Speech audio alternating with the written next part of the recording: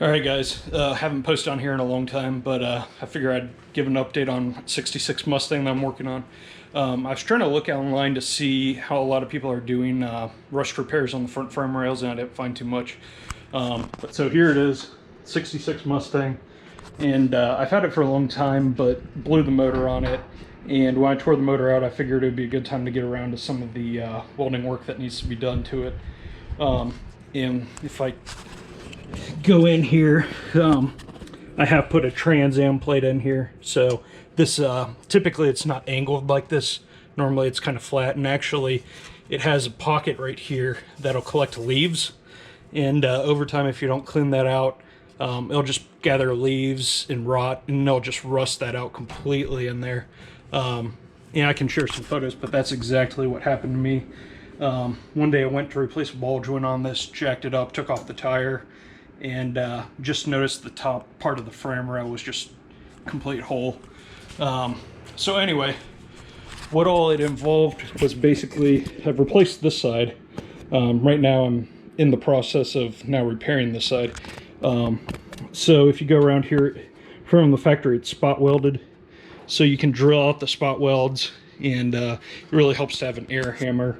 But anyway, drill out the spot welds, knock that out, and this is obviously after taking apart the suspension and taking the engine out. But once you do that, you can, and I used a, I didn't have a plasma cutter, so I just used a whole bunch of Sawzall blades and things like that. Eventually cut through this, and some of the metal is probably 3/8 of an inch thick, so it does really get to be quite thick. These things do have some beef behind them. But when I cut that out, then I could finally assess how much of the rust there was and how far back I needed to cut.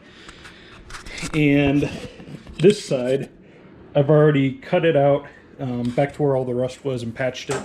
It had a few holes, but anyway, I cut it back to about here and up to, I believe, right here.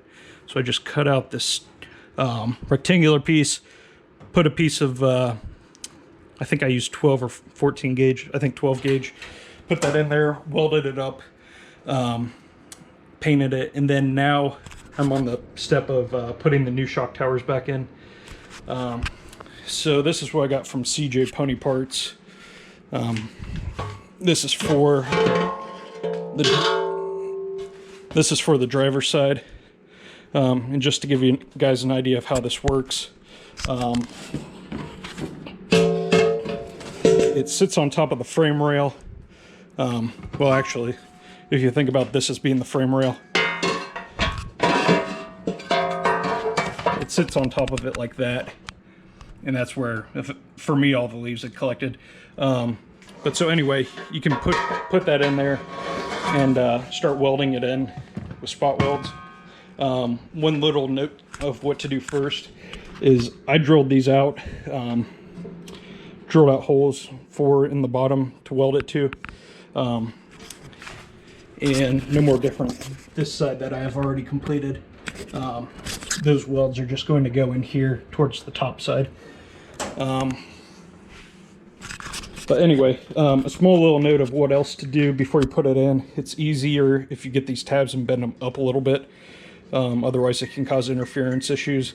And when you weld this on, you do want this part right here to sit flush against the frame.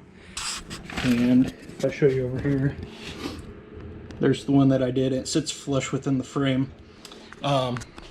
Because if you don't bend those tabs up, you run the risk of them hanging it down.